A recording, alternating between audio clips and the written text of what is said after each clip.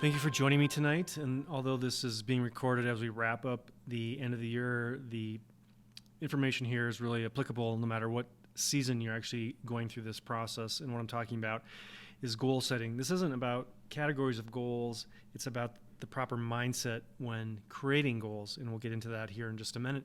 You may have encountered this presentation in some of the other workshops, webinars, or classes that I teach online, but the concepts here are universal and so critical to get right from the outset. So let's just jump right into this.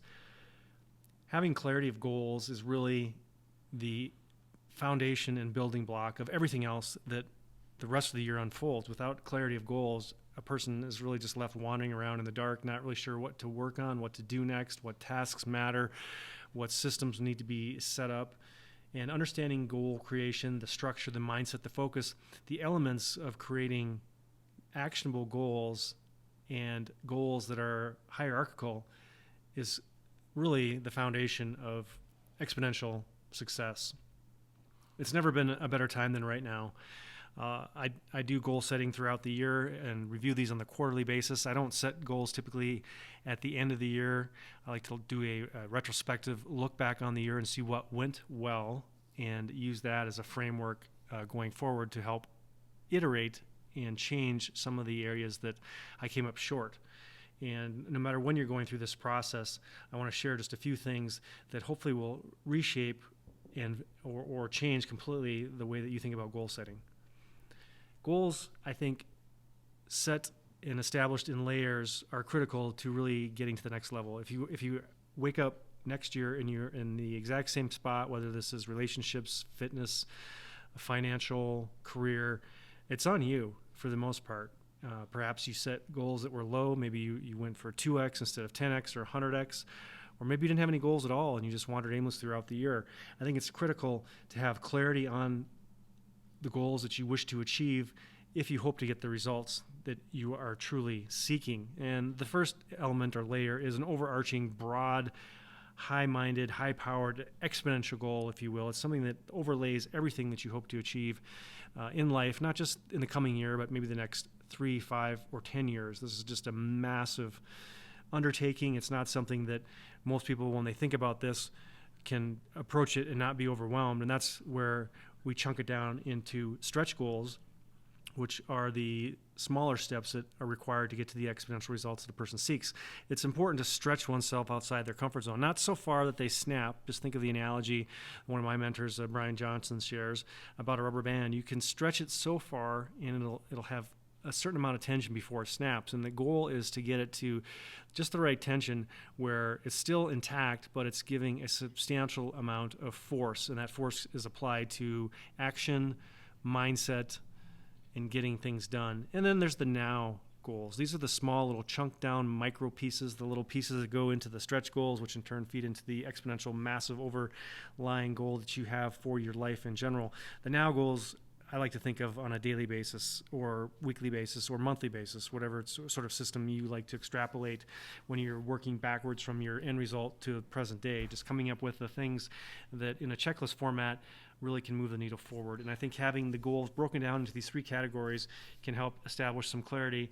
And this is something that can be done for different categories of life, whether, as we talked about earlier, family, friends, finances, career, spirituality, bucket list adventures, whatever you want. This framework applies to all of those constructs.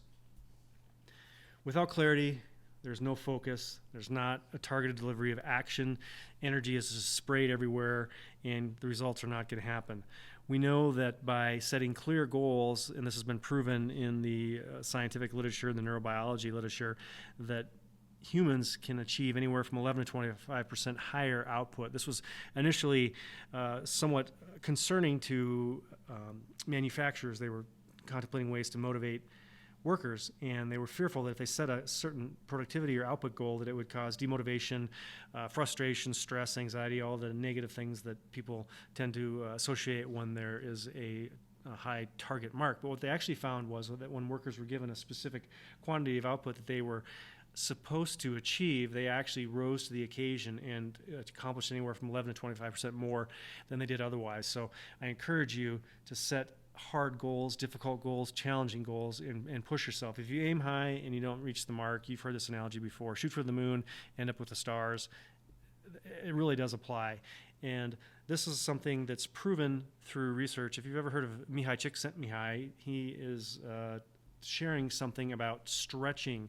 And the theory is that if you stretch about 4% beyond your comfort zone or your capabilities, that you are more likely than not going to meet the mark and rise to the challenge and achieve success. So you are setting goals that are difficult, they're not impossible, they're about 4% beyond what you think you could achieve, and you'll be surprised at the results. Try this, test it out, let me know what you think.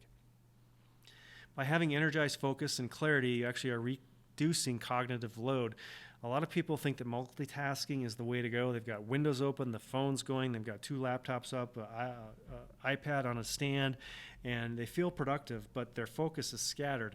There is something that is well proven, and it's called attention residue. When you're shifting from task to task, you are carrying the previous task with you in your subconscious mind, and it takes a bit of time to re-shift and refocus. Some experts say that can take anywhere from 10 to 20 minutes depending on the level and complexity of the task. So keep that in mind when you're trying to achieve massive results, when you're trying to get things done, you're trying to complete a project as quickly as possible. By focusing relentlessly and, excuse the word, religiously on the task at hand, you're more likely going to achieve what you desire, the desired outcome. I encourage you to develop a checklist for the now goals that I showed you in the previous slide. This is something that can be accomplished on a daily basis. I write mine out on a piece of paper beside my laptop, and I check them off as I go through the day, and they are hierarchical in terms of energy expenditure. I'm purely driven by energy management, depending on whatever chronobiologic type you are. If you're a morning person, a night owl, or if you do best in the middle of the day, this will somewhat dictate how your checklist is structured. I like to create mine the night before. I cross off the tasks that I've accomplished during the day. I feel a sense of success. I get the little release of dopamine from that. And then I go through the tasks that I want to accomplish the following morning. And these are generally physical goals, creative goals, writing, projects, podcasts, articles, courses that I'm working on. And then as the day progresses, the tasks require less mental energy, less physical energy, and it just allows me to flow through my goals. Some of them can be done quite quickly where I can check them off quickly off the list and get that little micro hit of dopamine. And then I like to punctuate the afternoon with a little bit of movement and physicality. I think it's also important for people to understand that there needs to be an oscillation throughout the day. A lot of people think that they should just power through until they pass out, and that's not been shown to produce the most expeditious use of resources or the results that people are looking for. There's an ebb and flow of concentration, of focus, of energy, and depending on the person, that could be anywhere from 45 minutes to 90 minutes, just depending. And it is possible to train that up, to learn to stretch your focus and try to get into different states of creative flow and output. And I'm going to save that for another talk, but I just want you to keep in mind that an actual physical written checklist, just the act of having a pen in your hand, writing your goals down, stimulates the brain, and checking those off will give you those little hits of dopamine, much, much more effective than the little hits of dopamine a person gets from TikTok or Instagram or Facebook or whatever social media platform that you use to distract yourself. And I'm guilty of this too, self-soothing. Yes, we all are. But the point is that I'm trying to give you a paradigm and a framework to achieve massive results in the coming years. It is about winning today. If a person is focused on the massive overarching 10-year goal and just really frustrated and stressed out about how slow that seems to be coming to them, that is why. The focus needs to be on the moments today, the small moments of winning, the victories, the crossing off of the to-do list, and winning the day. As you stack wins day after day, week and month after month, you'll be shocked at the results that you can get when you pay dedicated focus and put your energy into this project. If you're feeling stuck, if you're not clear on what I was sharing here, obviously reach out to me. You can find me on the course that you see up on the upper left there. I've got a number of courses there as well, and just drop a comment below the video. Thanks for sticking around, and hope you have a fantastic week. Be safe, be well.